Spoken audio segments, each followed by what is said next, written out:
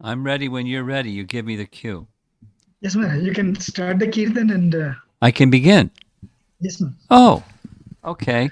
You're waiting for me. I'm waiting for you. No, Maharaj. Actually, no. After you finish the kirtan, then I'll introduce you to the audience and you. Okay, okay. I was patiently waiting for my Yes. cue. Now we got the cue.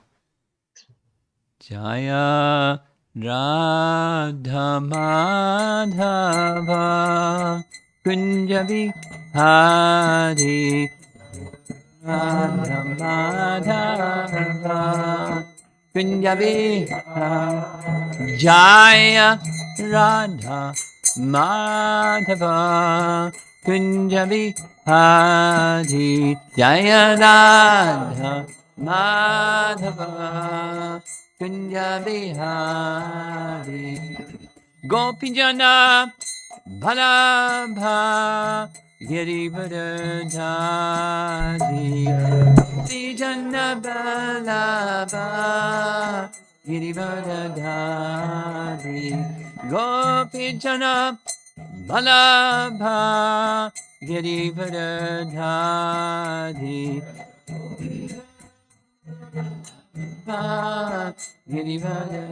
Girivardhari Jasodanandana Brajajanaranjana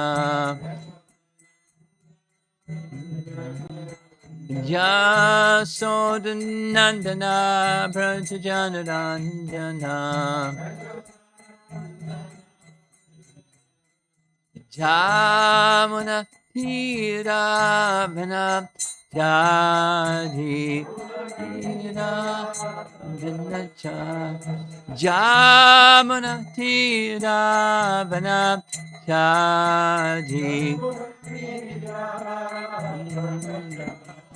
Jaya Radha Madhava Kunjabi Hari Madhava Kunjabi Jaya Radha Madhava Kunjabi Hari Radha Madhava Kunjabi Hari Gopijana Balabha Girivardhari Gopijana Balabha Girivardhari Gopijana Balabha Girivardhari Gopijana Balabha Girivardhari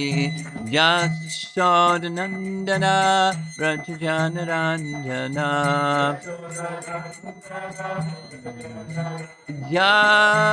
Jasodanandana Brajajanaranjana Jamana Tiravana Chadi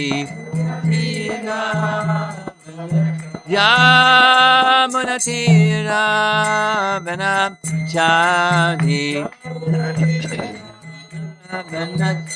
Jaya Radha Madhava Kunjabi Hari Radha Madhava Kunjabi Jaya Radha Madhava Kunjabi Hari Madhava Kunjabi Hari Jai Om Vishnupad Paramahamsa Parivijagacharya Astatara Simad His Divine Grace C.C. Bhaktivedanta Swami Srila Prabhupada Ki Ananta Koti Vaishnavrinda Ki Gora Premanandi. Hare Krishna devotees, thank you very much for coming and joining the Sunday class. We are very, very honored to have His Holiness Ramba Swami with us. For those of you who do not know Maharaj, I take this opportunity to introduce him.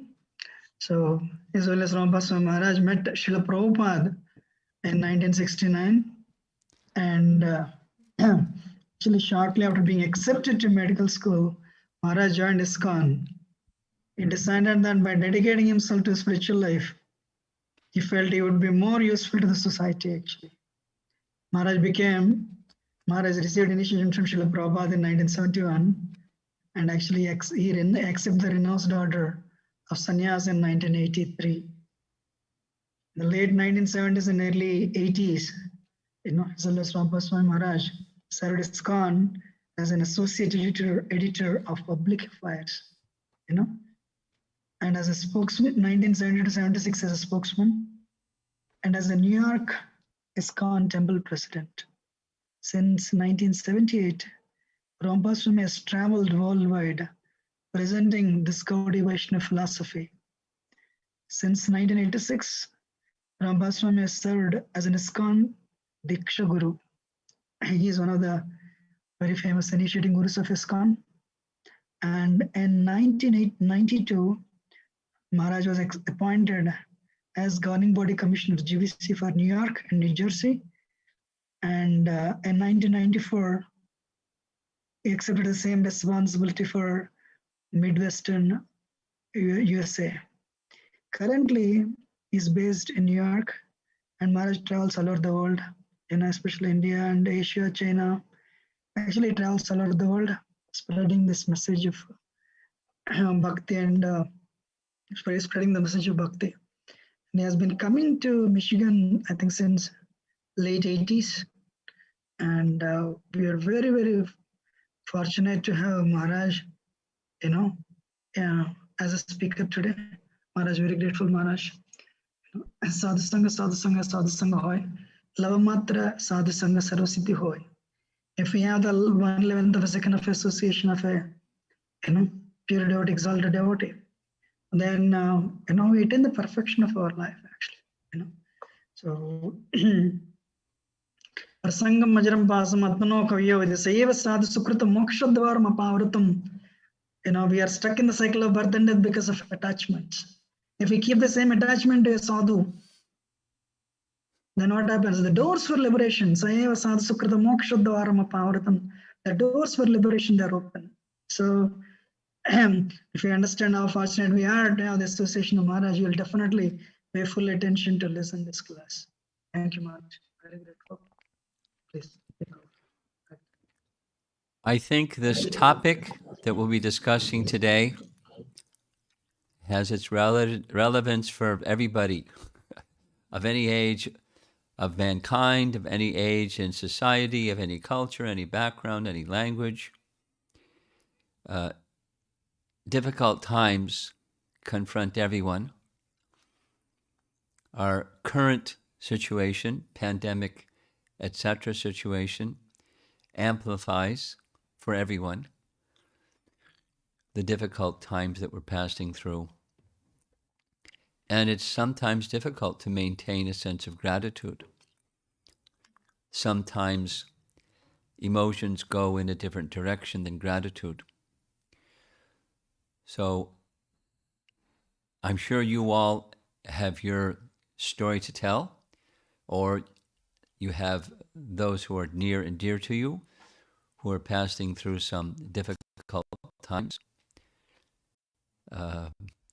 Just recently, I was visiting one home where the boss was an American fellow, and one of the co-workers in the office is an American lady who just lost her mother and her husband and another family member in not COVID, but some other related calamity, death. And she's upside down and trying to get her bearings. So we spoke on this topic, and I found it very inspiring to find that despite those difficulties, extreme difficulties, that she's finding her footing in gratitude to the personality of Godhead in her own way of understanding this, and that's giving her solace and strength. So we're going to spend a little bit of time with Bhagavad Gita's message on difficult times that Arjuna passed through, and how through the association of Krishna it transformed into opportunity, not just difficulty, through gratitude. So I'm offering obeisances to our founder Acharya, Srila Prabhupada, who I am personally indebted to for who knows how many lifetimes. How can one repay the debt to such an exalted person who rescued me from the darkness of ignorance and forced me to open my eyes with the torchlight of knowledge. So the Bhagavad Gita chapter 1 is given as title by Vishwanath Chakravarti Thakur as Vishada Yoga. Vishada means exactly what our topic is, distress. Quest for yoga through distress or lamentation, and that was Arjuna's situation. Great disappointment over the circumstance he was put in, perplexed by that circumstance, feeling intense moroseness over being put in the circumstance and not knowing what to do. Negative emotions can sometimes be quite overwhelming when circumstances are beyond our control. So let's hear a little bit about Arjuna's thoughts, chapter 1, on the distress he was experiencing, the causes, the distress, and the resolution, turning the circumstance into yoga, or we can say the yoga of distress, Vishada Yoga. Here's some verses from Bhagavad Gita, chapter 1, where Arjuna is speaking of his distress. My dear Krishna, seeing my friends and relatives present before me in such a fighting spirit, I feel the limbs of my body quivering and my mouth drying up. Doesn't sound like a positive emotion. It sounds like a negative one, anxiety. And the very next verse, my whole body is trembling. My hair is standing on end. My bow Gandiva is slipping from my hand. And my skin is burning. Look, the bow is falling from his hand. His arrows are falling out of their quiver. He is filled with distress and the fearful situation that's in front of him. And the very next verse, I am now unable to stand here any longer. I am forgetting myself, and my mind is reeling. I see only causes of misfortune. There's a nice alliteration in Krishna's words in Bhagavad Gita. Nimittani viparitani. Those of you that have heard Prabhupada speak on this verse, he would say it over and over again. It would go in. Nimitta means being an instrument or a cause, a certain type of cause. Nimittani, viparitani. And viparitani means just the opposite.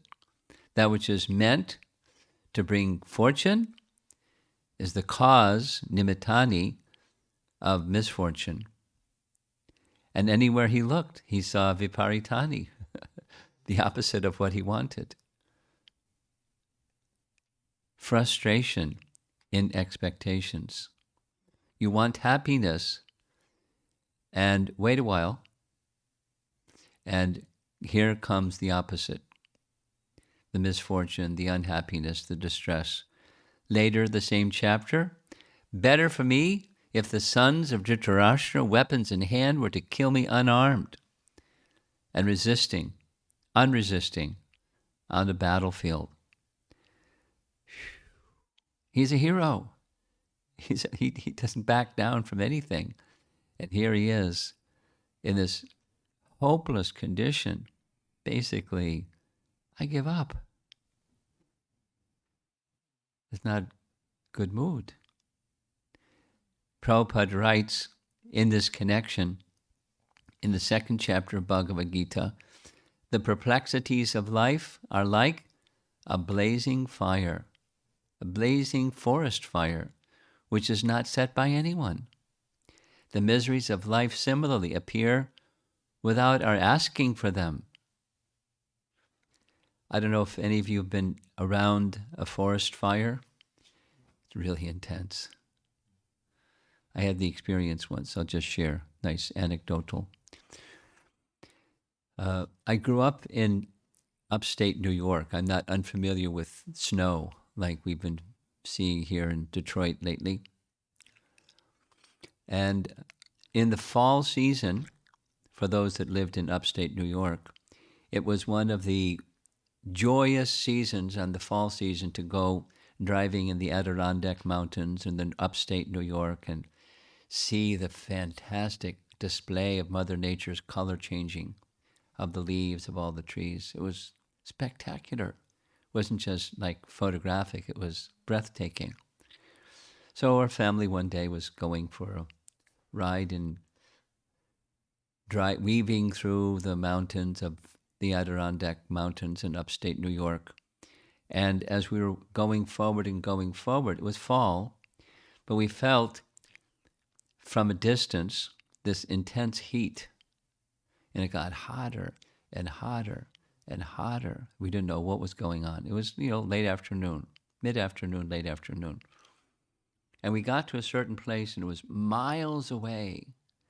But there was a fire on the side of one of the mountains, a forest fire.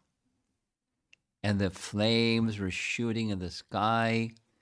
And as it was really hot. And we're miles away from this thing. So we quickly did a U-turn and went back.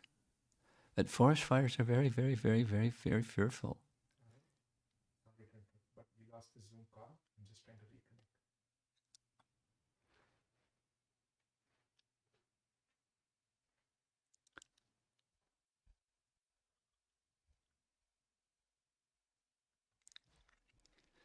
Technology is great when it works.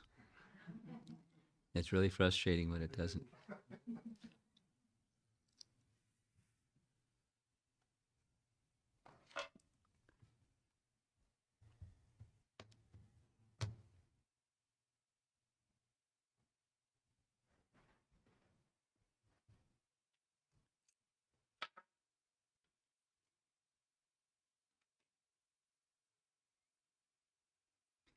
Hare Krishna, Hare Krishna, Krishna Krishna, Hare Hare, Hare Rama, Hare Rama, Rama Rama, Hare Hare. Are we back again? Yes, Maharaj, we can see you. Oh, how nice. Technology, when it works, is fantastic. Okay, I don't know where we got disconnected. I was telling a story about an encounter with a forest fire in the Adirondack Mountains when I was a kid. And then my message was, it's really intense. Forest fires are really intense, and they're really fearful.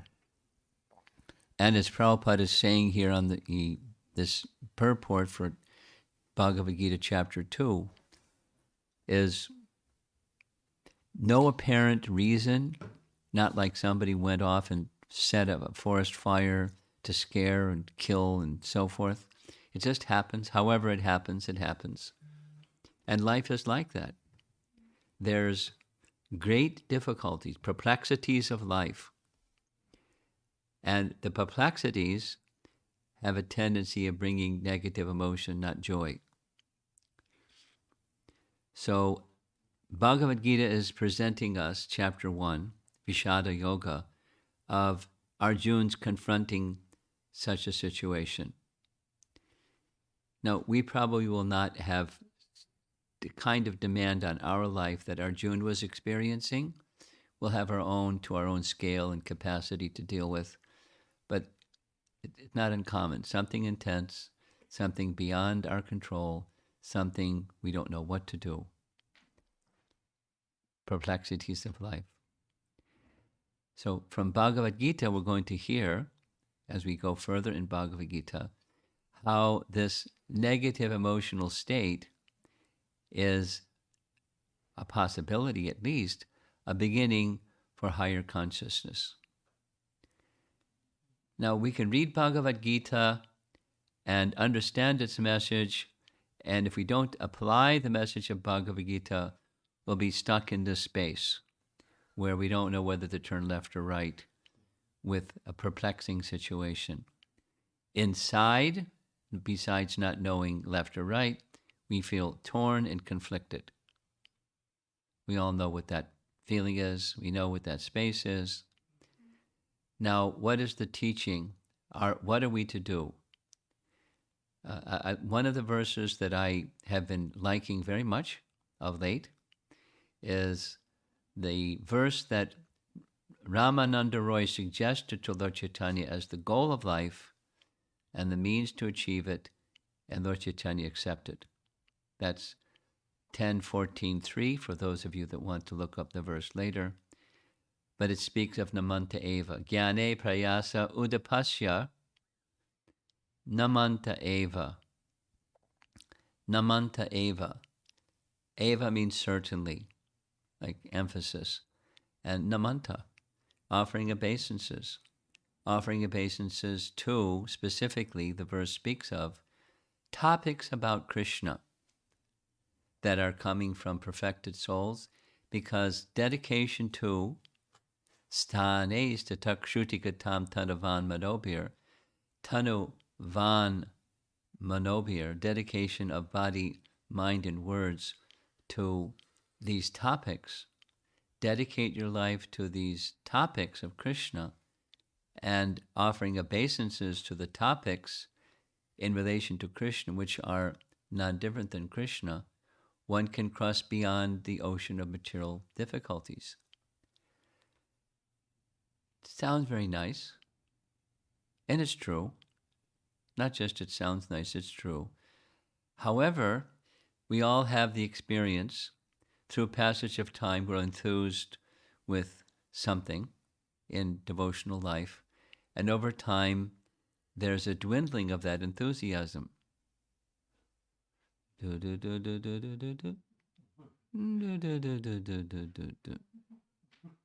all know it. And that's because there's continuing, very persistent anarthas in the heart. And the difficulties that life has triggers those anarthas within our heart, and we become more attentive to the anarthas in our heart than where we're going and how to get there. That nice question of Lord Chaitanya to Ramananda Roy, the nice answer of Ramananda Roy, and following through, the obstacle is our own impurity or own contaminations of heart. It's just the way it is. Now, what to do? Conflicts or distress or frustration or perplexities or any of these other, this external circumstances and the emotions connected to those external circumstances require letting go of the circumstance and the emotion and moving to another place. This image comes from a book written by an American author describing exactly what we're speaking about. Moving from the past and the circumstances of the past into the future. And in other words, it's a kind of death of our past identity, past reality, past entanglements, past anarthas. An essential part of anartha nivritti, the stage of bhakti, that is dealing with our own impurities within, that may be triggered by something outside of ourselves, which is not under our control, but then here comes the negative emotion, the perplexity, the distress, etc., like Arjuna is describing to Krishna. We may experience those regularly or occasionally. The yoga process calls for us not to ignore them, not to pretend they're not there. That's unwholesome. But when circumstances are literally just beyond our control, we're in Detroit and it's snowing. It's very cold, extremely cold. So what are you going to do? Get distressed. That's what you get.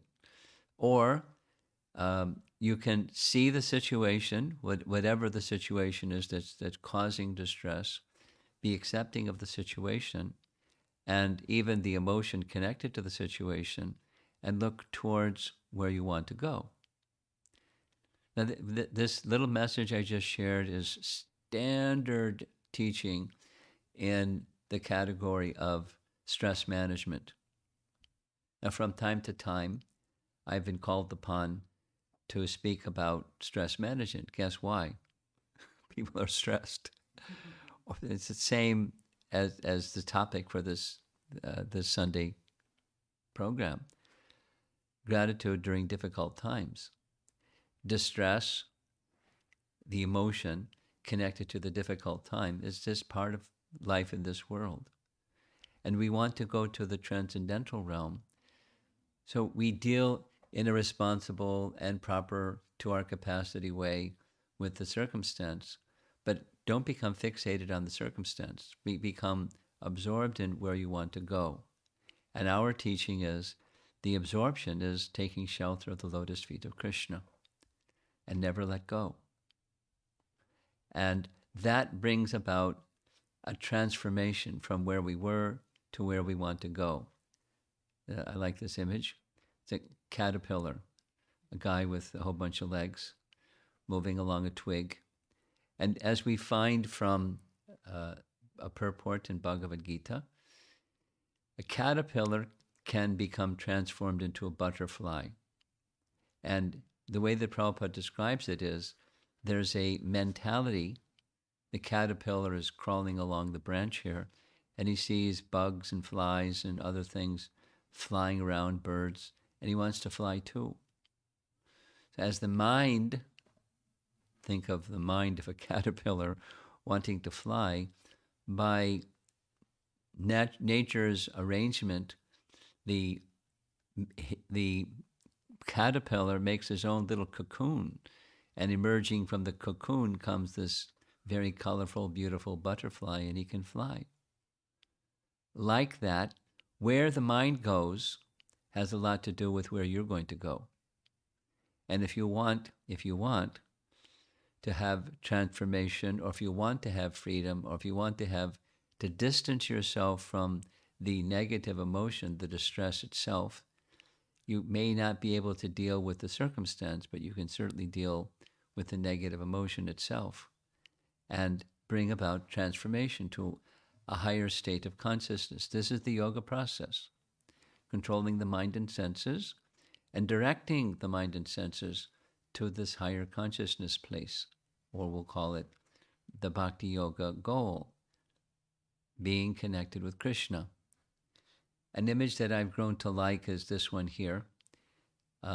Liminal space is a term that I learned from Sachinandan Swami. I'm really surprised. Although he's German, that is, English is not his first language, he knows some very interesting words in English that I had to learn from him. Liminal space is one of them. So I spent some time trying to understand what it means and what does he mean by liminal space, and it goes like this. Liminal space is what you see in the diagram.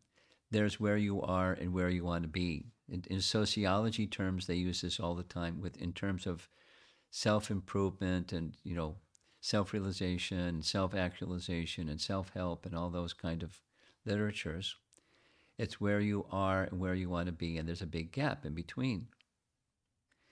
In architecture, there's outdoors, and there's something like where Lord Nrsimhadev killed Hiranyakashipu. It wasn't indoors, it wasn't outdoors, it was in a liminal space. Or in architecture, if there's a porch, there's outdoors, and then there's indoors, and then they have a nice porch, and that's a liminal space. Or as we walked in the front door, there's the outside, there's the inside, and there's a board across underneath the door. That's called a limen. It's Latin. It means something between this and that. So yoga is a process of going to where we want to go, recognizing where we are, accepting where we are, knowing where we want to go, and undergoing this uncomfortable transition of passing through where we are to where we want to go. And that's yoga. And the good news is Krishna is there to help us if we rely upon Krishna instead of our own capacities. Because if we rely upon our own capacities, besides we're limited and imperfect, we're attached to our circumstance. We're not attached to the suffering. We're attached to the objects that surround us or the circumstance in which we find ourselves, and it's hard to move when you're attached. But you have to let go. And part of distress helps you let go because sometimes you just don't have choices. When it snows in Detroit, it snows in Detroit. You get your boots on, you get your jacket on, and you stay indoors or whatever you're going to do. But, it's going to snow in Detroit when it's snowing in Detroit. So Arjuna is faced with a similar perplexity. And he turned to Krishna. And Krishna gave him the yoga process in different features, in different stages, but ultimately the bhakti yoga process to take full shelter of him. And that's the means. Just as Ramananda Roy was asked by Chaitanya Mahaprabhu, what is the goal of life and the means to achieve it? What's the goal of life? To get to where you want to go. What's that? It may not be clear, but you can say the goal of life is to revive our loving relationship with Krishna. Or you can say it's the means. And the means is the goal. Bhakti yoga. Unmotivated, unmixed devotion to the personality of Godhead. That's the means, and that's also the goal. Just like what I'm saying here is, we sometimes hear, what's the goal of chanting? More chanting. And if we don't have a sense of goal, are we likely to get to where we want to go if we don't know where we want to go is? I had a friend in college who had a little sports car when sports cars were like, nobody had sports cars. And it was a convertible sports car, a little one, an MG. And he would go every weekend on Saturday afternoon for a drive. So one day I asked him, when you go for your drive on Saturday afternoon, where are you going? He said, going for a drive. I was surprised by his answer. I said, I hope you get there.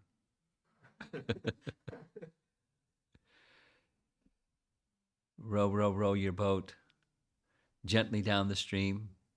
Merrily, merrily, merrily, merrily, life is but a dream. You've heard that one before? Yeah.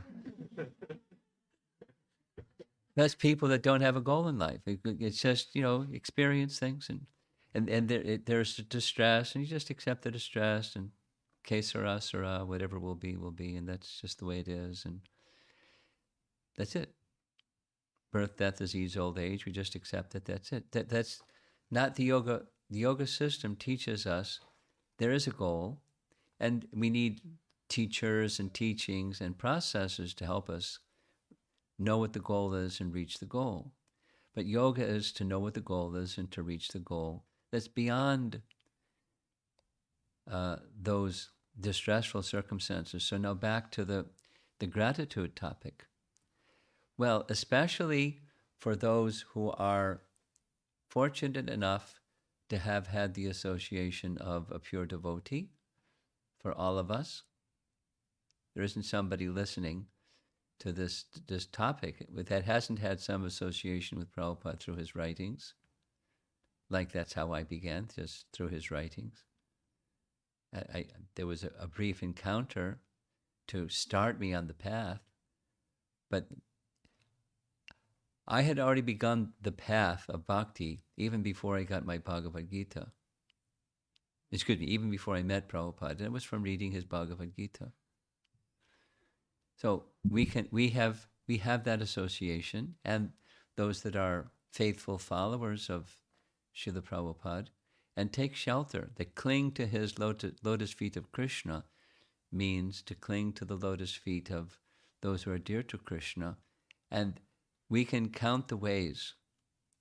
There's a very nice, give a very simple conclusion of how to develop. If gratitude for what we have received is an antidote or a means to overcome the negative emotions of that which we have no control of, when it snows in Detroit, or when there's some disease, or when there's old age, or when there's death, or there's some other misfortune that comes. Those are things that we just don't have any control over.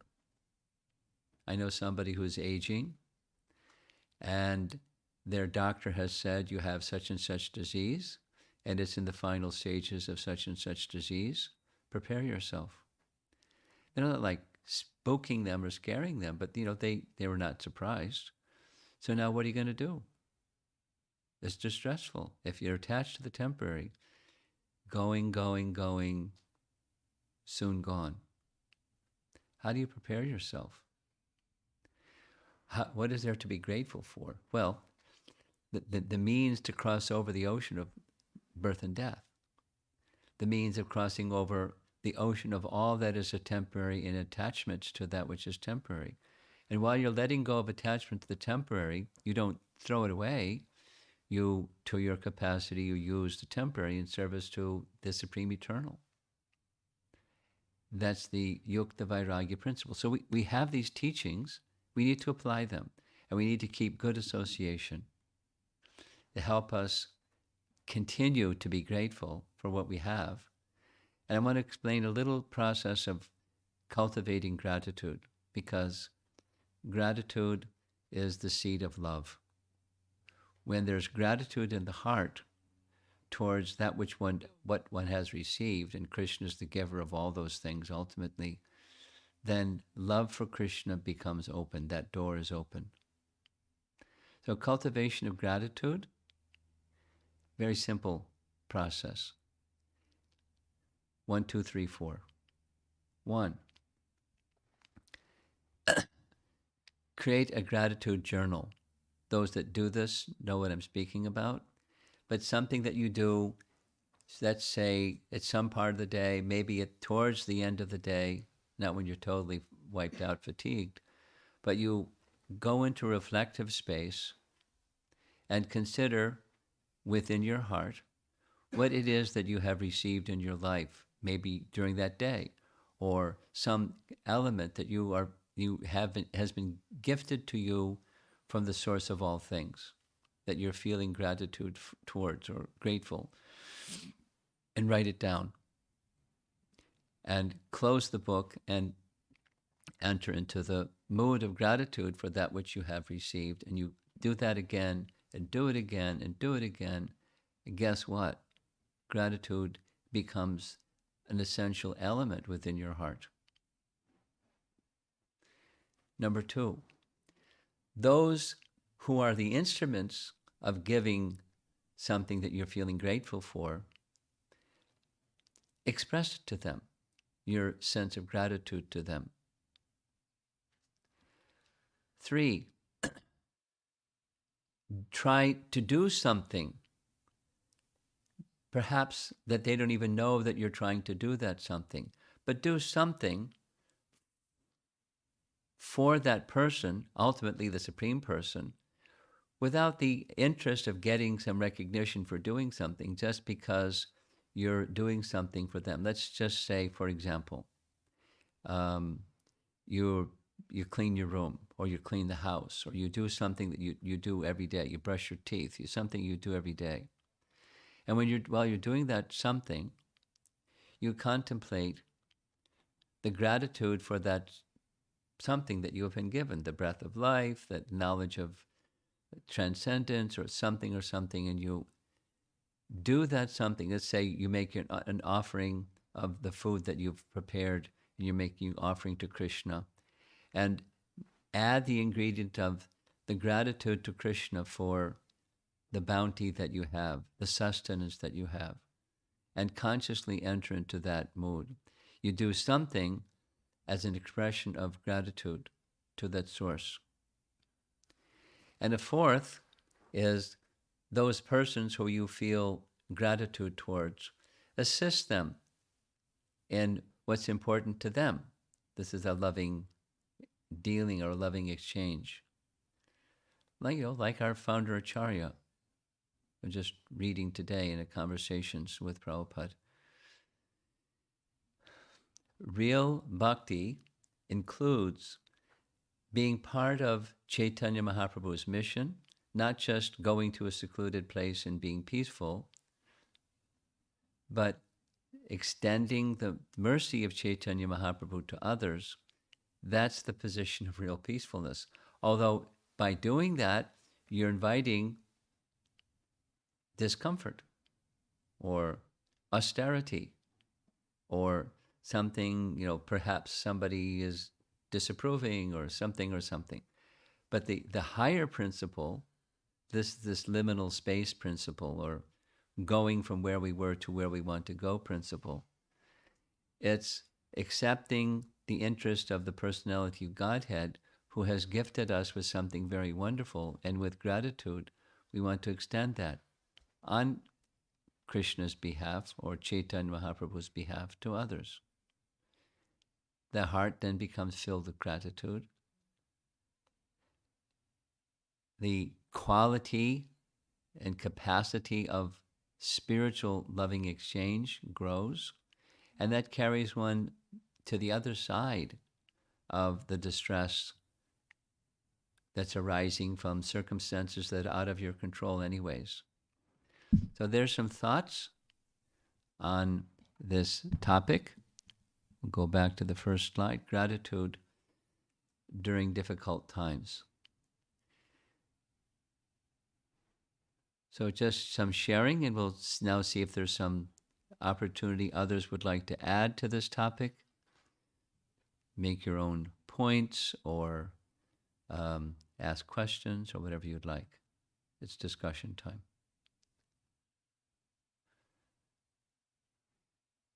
So Yoga Kishore, you want to call on people, or what's next? Are we disconnected? We can hear Maharaj. Hare Krishna Maharaj. Hare Krishna.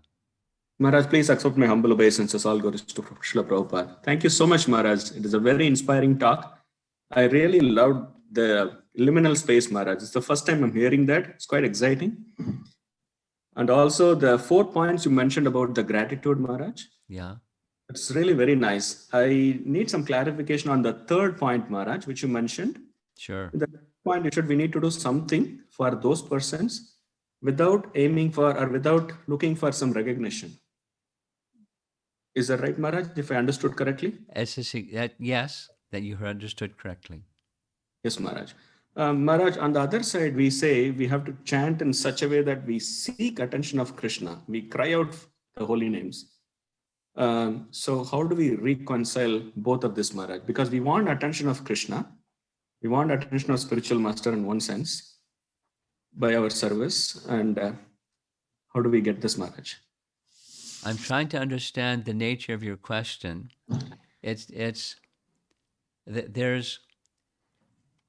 Let's speak about expectations, because I think that's what the root of your question. Yes, Maharaj, exactly.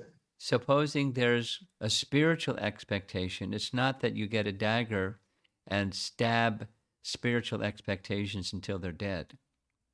That's not the recommendation. The material expectation has something to do with, I get some recognition, I get some honor, I get some pat on the head or something like that. It's, a false ego kind of recognition expectation. But a spiritual expectation isn't that kind. A spiritual expectation is connection with Krishna, and the higher position is that Krishna should be pleased. So I'll say the same thing in a different way, but it's the same thing. Prabhupada would say that his spiritual master said that don't try to see Krishna, try to act in such a way Krishna will want to see you or will see you. That's the service mood. Now, naturally, the service wants the affection and love of the master. And let's go to the residents of Vrindavan. They want Krishna's association. It's not like they're indifferent. Oh, he can come or not come, whatever. It's okay. Now, there's attachment, and that's the higher stage is the attachment, but it's not a self-aggrandizing attachment. The highest happiness is the pleasure of the master for the servant. And if Krishna is pleased, he can do with me what he likes. He can neglect me. He can trample me. He can embrace me. Now, the resident of Vrindavan, they want, as Lord Chaitanya is expressing, wanting the favor of Krishna only, the opportunity to be in service to Krishna only. That's the greatest reciprocation. That Krishna prema is the greatest reciprocation. Now, we're way down here. We're not in the Krishna prema level. But as sadhakas, we should understand what the goal is. When you get in your little sports car on a Saturday afternoon, where are you going? When we're doing our sadhana bhakti, when we're chanting our japa, what's the purpose? What's the intention? The sankalpa. So we must have a sankalpa to make it be effective. So according to our position, that intention is going to modify even during our own lifetime, what to speak of from one individual to another. But we have an ideal that we're aspiring towards, and that is that Krishna should be pleased. That's our ideal. That's bhakti. Anukulyena Krishna Anushilanam. That's bhakti. So there may be some intermediate steps. That's just fine. You recognize your situation and you go towards the intermediate steps. That's fine. But know where the train is going. Know what the highest goal is and work towards it. I hope that responds adequately to your question. Yes, Maharaj, that's so helpful, Maharaj. And I love these 4 points, Maharaj. I want to keep it in some place where I can see it. Good. Thank you so much. Maharaj, many devotees are seeing in Facebook also. We'll wait for a few seconds if they have any questions, Maharaj. Okay. And the devotees in Zoom, if they have any questions, they can proceed. Thank you so much. I'm very patient. I learned how to be patient. Hare Krishna, Prabhu. Can I ask a question, Prabhu? Yes, Mataji, you can unmute you can actually turn on video and you can ask Maharaj. Yeah. Hare Krishna, Maharaj. Thank you so much for a wonderful class. This question is not related to the spiritual gratitude, Maharaj, but with respect to the material life, like in our day-to-day activities. So when we want to express our gratitude, like writing in the gratitude diary or the notes every day, if we have met any material difficulties, right, like in our day-to-day life, either work or wherever it is, so when we want to write the positive things that has happened, we always get haunted or reminded by the bad experiences that we had, right? So whether it respect to one particular situation or whether it is respect to one like either schooling or work or whatever it is. So when that comes into the mind, how will we get over that and write the positive point about that situation? So that's where I mostly like fail to do so. So can you please guide, Maharaj? Sure.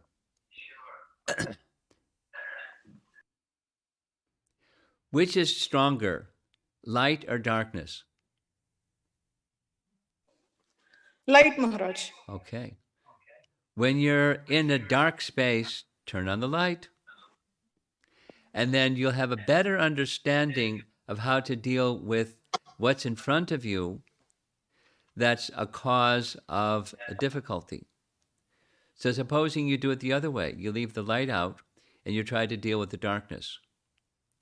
You're not going to make the same kind of progress in dealing with whatever the thing is. So I'm suggesting that not take, because there's two parts. There's the circumstance and there's the emotion connected to the circumstance. That the recommendation is not tuck them both under the rug and pretend they're not there. The circumstance is there and the emotion is there.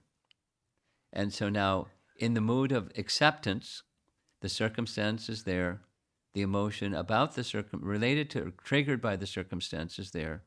Now, what am I going to do?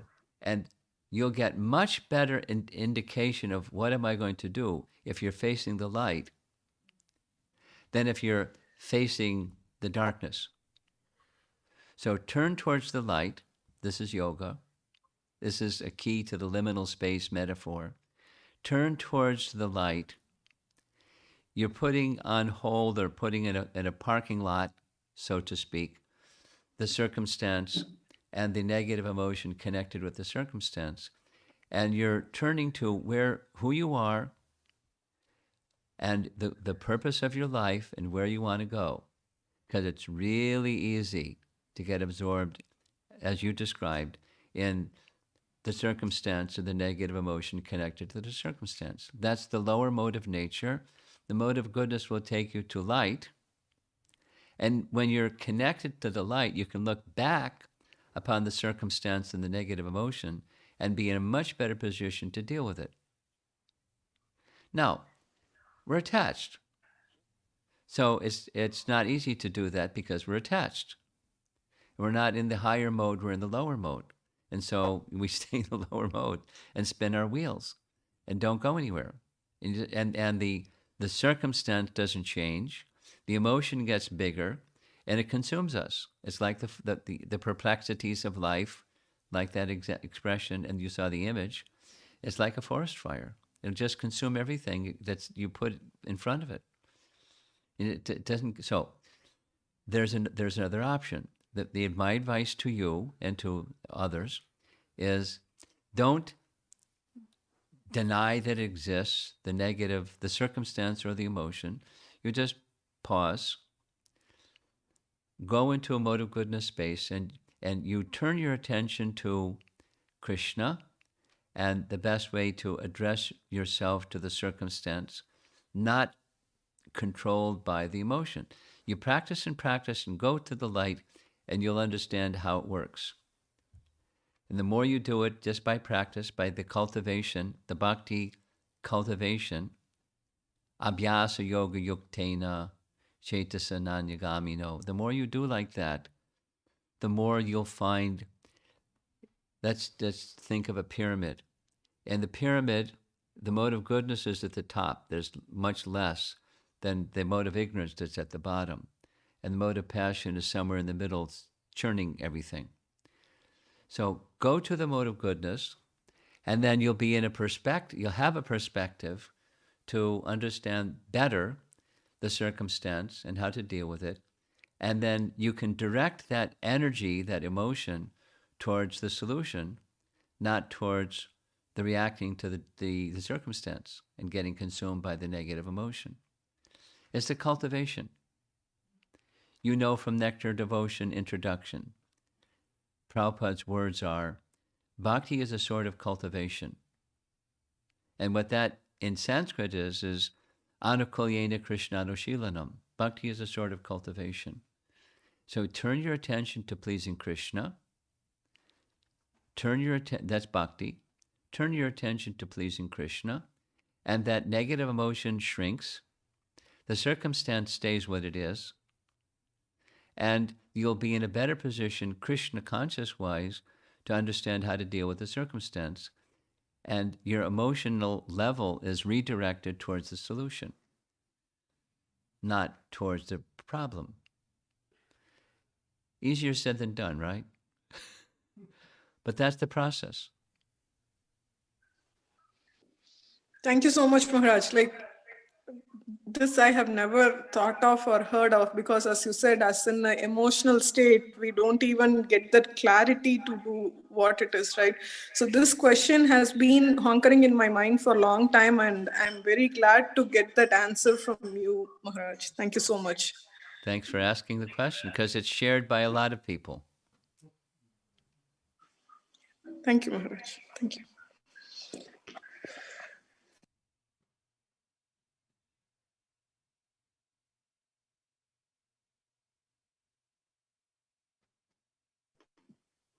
Any other devotees have any questions? This is a wonderful opportunity for us to hear from Maharaj. Maharaj's perfect question answers are very popular. So please make use of this opportunity to hear from Maharaj. If you have any questions, you can either raise hand or turn on your video to see Maharaj, or you can even send by chat. Thank you, Maharaj.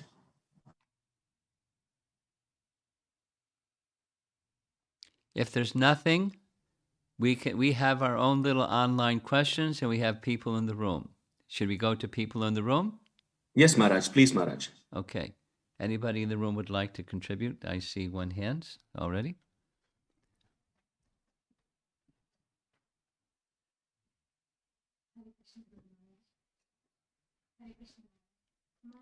The question regarding the sense of goal. When just turning towards the goal, when we have those emotions, but when the goal is too big, I just get overwhelmed with the work. So have smaller goals, have intermediate goals. Okay. Sometimes it just feels that, I don't know, they say back to Godhead is a goal, and I just don't know how to make that into a smaller goals. Like, Well, take help from people that know how to help you make smaller goals. I mean, start with your bead bag, and then go outside your bead bag to your family. And there may be something that triggers you within your family, and you work things out with your family. Just like, the back to Godhead is a big picture, and just do stuff with your family that makes sense. And you work it out together, because you know each other anyways. No one's hiding anything from anybody in the family. Everybody knows everything.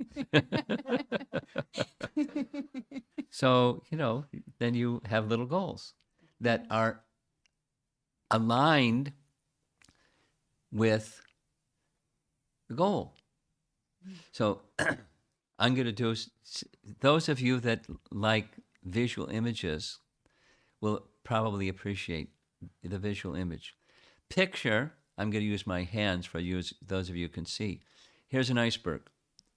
Here's the tip of the iceberg. That's the part that's sticking above the water. There's the area that's below the surface of the water, a major part of the iceberg, and then there's the very bottom of the iceberg. Okay? That's the iceberg image. The tip is the behaviors and speech and measurable things. Culture. It's your life. That's what you do, and that's what you say, and so on. And below that, the surface of the water, is your values. Things that you hold are to be done. It's a way that you should live your life. You're not imposing upon others, it's your values, what's important to you. You can take that as a group, but it's just as an individual. And at the very bottom of the iceberg, that's unchanging realities that just are given. Because values can change and behaviors can change, but there's unchangeable things. That unchangeable thing, that's the ultimate goal. That's the back to Godhead goal, or we're part and parcel of Krishna, meant to be engaged in his service, something like that. Unchangeable by circumstance. And then the process, bhakti process, is to align your values and your behaviors with that which is unchanging, forever existing. We're out of alignment. It's painful. When you have, you go to the chiropractor, you get an adjustment. So the bhakti process is that. It's aligning, and it's a gradual process. So you may not be, the ultimate goal is distant, but align your values and your behaviors with that ultimate goal, and make intermediate goals that match that ultimate goal, value-wise and behaviors-wise. Thank you. And there are devotees that are good at this, and take some help from devotees that are good at this, and some persons that know you, and off you go. Sadhu Sangha. Something else in the room? Anyone?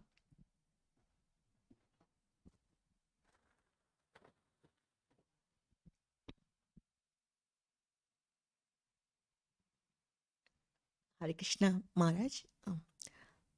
Actually, if we are in any distress, or if we are in any difficult situations, many times we don't feel that is a gratitude. Yes.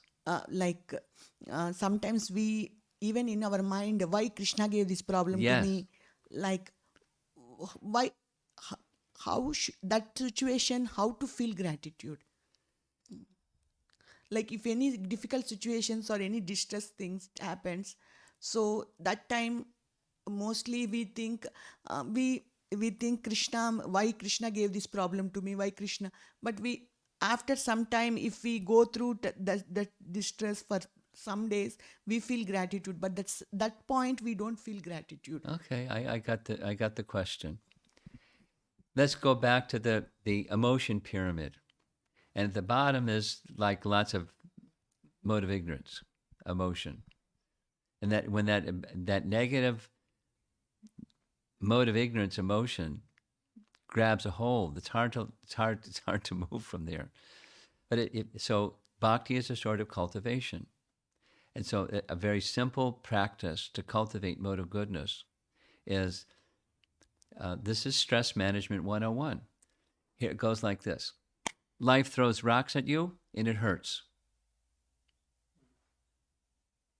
Now, tendency is just to get absorbed in the hurt and the rock. And stress management 101 says you take the rock and you toss it in the air a few times. There's nothing you can do. The circumstance happened, and the emotion in relation to the circumstance happened. Now, what are my options? So I call it, that's stress management 101. I call it, you go to this mode of goodness space, a reflection space, mode of goodness. You cultivate it, and you cultivate it, it becomes second nature. You go to a mode of goodness space. You reflect. Life threw rocks at me, and it hurts. Now, what are my options? And one of the options that's a good option is, I'm not sure what to do right now, but I know here's something I really like to do. It gives me energy. It gives it the light. And you do that. You go do something you like. You sit down and have kirtan with some friends, or just sit, in front of your deities and have kirtan, or do something. You chant some extra japa, or you immerse yourself in something that gives you light. And when you're in that immersed in light situation, you can look back at the rock that was thrown at you, life threw at you, and the emotion, and you're in a different space to deal with it. But the freedom is there. I've been listening to Bhagavad Gita lectures, chapter 16. It's the choice of the living entity, Sura and Asura. The Daivi and Asura. We can choose. So you make a choice. I don't like that. I'm choosing this other. Well, but it's hard because I'm used to the other. Okay, you're used to the other. Choose this. Mode of goodness space. What are my options? Here's something that is light. Let me go for the light. Jyotirma tamasi gama. That's what you do. And however many times you have to, 5 million times, you let go of, you go into the mode of goodness space, you become reflective, you consider, what are my options? What's pleasing to Krishna? Here's something that's pleasing to Krishna, let me do that. And it becomes second nature. You haven't denied the rock or the emotion. You just put it in a parking space. And it shrinks to a more manageable size and, energy. And you deal with it. And, or you just, you have your world of options open. The more you're in the mode of goodness, your world of options open. And connected to Krishna even more so. Because the real goal is to please Krishna, not let me get out of this negative space. And the rock that was thrown at me by life. What are you going to do?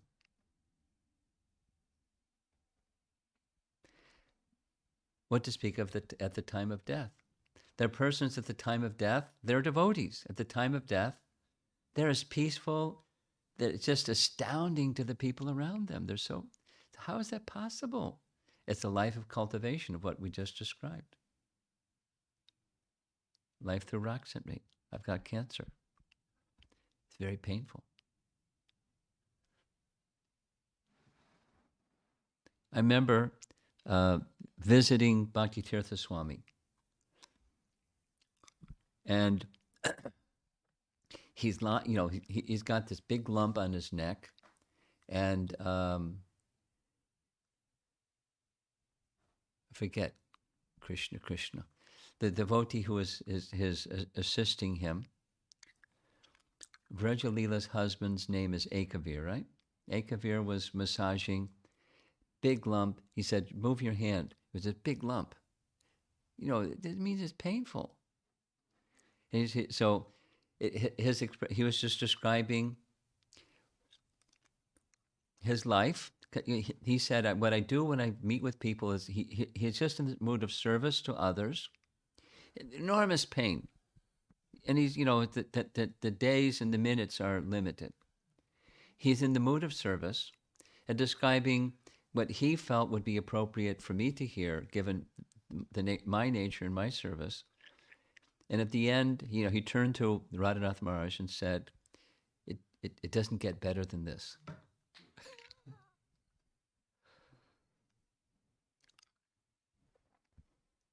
Even I am also cancer patient, Maharaj. Yeah. I mean, so he's an elevated soul, and most persons aren't elevated souls, but that's the path of service to the Vaishnavas and pleasing Krishna, and it takes you away from the rock that was thrown at you by life, and it can be something far more mild than having terminal cancer.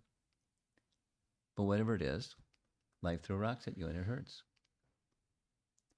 Now what to do? Don't stay in that negative space. It's debilitating. Doesn't improve anybody or anything or you. That's the option, the bhakti option. Anything else? Thank you, Maharaj. Hare Krishna. How about online? How are we doing over here with the Zoom? Yes, Maharaj. calls? Maharaj. Hare Krishna Maharaj. We have a question in chat. Can I read it out? Please. How to cultivate gratitude even when life is going on smoothly? There is always a chance of forgetting what others have done to us due to false pride. Yes. The only solution is Krishna consciousness. because otherwise we want to be the enjoyers of the good times and the sufferers of the bad times. And the option is Krishna consciousness. So it's Krishna is kind, and Krishna is kind, and Krishna is kind in all circumstances. That's gratitude. So if some good fortune comes, or a stretch of times where there's less disturbance or whatever, all credit goes to Krishna. Krishna is very kind. Some difficulty comes, Krishna is very kind. He's giving me an opportunity to let go of the temporary and move into the realm of eternal. Krishna is very kind, and he'll give me all resources to do it. That's that's the position of gratitude with faith in Krishna. We cultivate it. That's bhakti.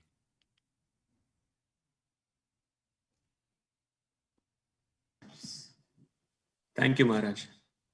Maharaj, would you allow me to ask a second question, Maharaj? I have a second question. Is that okay? I'm ready. Thank you, Maharaj. Maharaj, the third question, which was asked by Mataji inside room, she talked about goals. Maharaj, that answer was so perfect, Maharaj, because even in healthcare, they have something called long-term goal. To achieve that, we have short-term objectives. Good. Maharaj, my question is towards the short-term objectives. Maharaj, we have that bhakti stages, and especially this anartha nivarti is a quite frustrating stage, because many of us are in that stage and we don't know, we don't have any templates like how they have in healthcare, gold. Is there anything, something similar to that, Maharaj? So we can see, okay, at least I've crossed this stage. I'm moving towards that. That'll give us some enthusiasm, Maharaj. You're looking for a template, or what are you looking for? Maharaj, because the stage is so long and frustrating, at least we need to feel that short-term achievements. Yeah, sure. So you're making a comment. Are you asking a question? That's the question. That's the question, Maharaj. Are there Sounds some like a comment. What's the question? My question is, Maharaj, do we have something like that, in our practice that, okay, these are the stages in Anartha Nivarti? Are there stages, Maharaj, which makes us feel that, okay, I've crossed this stage, then I'm moving on to the next stage. So that will give us some feeling that, yes, I'm moving towards. Well, there isn't a document that says this is our template, but there's principles, and the principle here's a principle that's really easy to apply. You have a spouse, and you have a mentor or counselor, and you have those who know you well and who you trust. 3 categories of people. So you can go through the exercise of saying, these are areas of strength, and these are areas that need improvement. I mean, substantial improvement. So you make a substantial improvement list. Don't just go to the improvement side, need for improvement. Go to these are strengths, and you exercise the strengths. Get strength from the strengths. And then in the areas that there's need for improvement, make a list.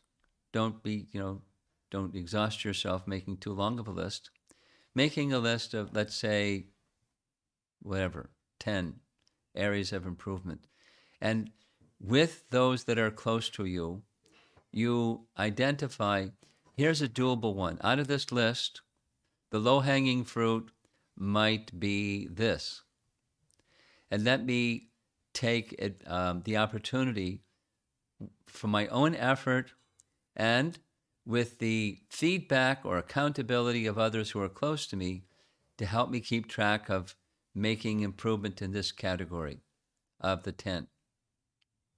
And for this period of time, the month of Kartik or the year 2021, or however you want to work it, for the next 6 months, I want to work on this one. And you stay focused. And what will happen is there'll be some energy at the beginning, and then there'll be complacency following the energy.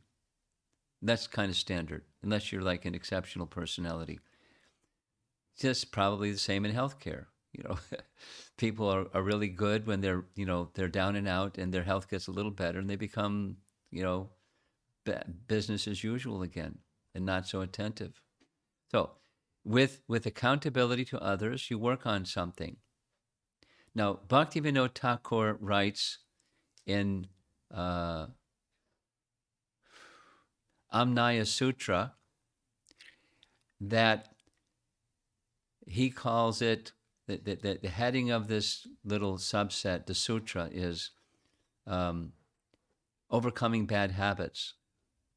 And he says it takes 3 years to overcome a bad habit. And in the course of your lifetime, there's not too many bad habits you can get rid of. But you know, the point is, stay with it. And the principle of overcoming habit, you know, number 10, is it'll help you with habits 1 through 9, because the tendency to repeat and repeat bad habits, or something that's an anartha, something that's unwanted, the principle will spill over to other areas. So don't become too spread out. Stay, you know, reasonably focused on something that's doable. Make that list in consultation with others, because they know you and they're your well-wisher, and they'll help you and they'll support you and hold yourself accountable and work on a doable thing for some period of time and make some progress and have a festival, celebrate. Yay.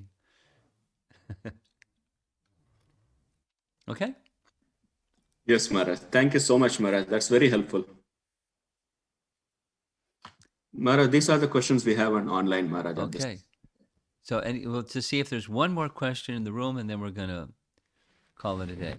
There's one more question. I thought so. Thank you Remove very your much. mask, it'll be easier to hear you. We're all masked up over here. Thank you very much, Maharaj, for inspiring class and for the steps how we can cultivate gratitude. As I was listening, liminal space, as I understand, from where we are to where we want to go, and is it for a practitioner like in Krishna consciousness? Is it the bhakti yoga process? Is that what fills in the space? Liminal space is my understanding, correct, Maharaj? Or The principle applies to anything. As it applies to a sadhaka, it's the bhakti cultivation stages, just like this prior question in medical practice, etc., etc. There's intermediate goals. So there's the sadhana cultivation. That's that liminal space. Now, I'm not sure I'm catching your question. Did I catch it? Yes, ma'am. Yes. Okay. So now with sadhana,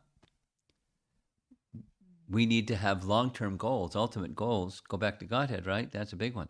And then we have the intermediate ones, like, you know, whatever it is. You know, like having children, the behavior is say please and thank you. The value is to feel gratitude. And the ultimate is Krishna should be pleased. So we have some measurable behaviors, and you know that behaviors help modify your values, and values drive behaviors. So there's an interplay between the two. So take something that's behavior or value that you hold, you want to align your life with, and that's the liminal space, including in your bhakti practices, whatever that might be. Don't be fault-finding. I just had some letter exchange with a devotee that they said, you know me very well, my tendency is to fault-find. And I'm in a situation where it's really difficult. I'm being tested to come to that higher place. So I'm relying on Krishna to help me get to that higher place. So depending on the individual and something that's doable, and you have some goals, you do service instead of finding fault and see what happens. You may find, the spiritual energy is working in the dynamic in that relationship with another person, another devotee. Okay, we're going to end. Thank you very much, Prabhupada Ki Jai. Jai. His Holiness Rompad Swami Maharaj Ki Jai. Jai. Thank you, Maharaj. Maharaj, thank you so much, Maharaj. We are very grateful for the class and all the wonderful answers, Maharaj.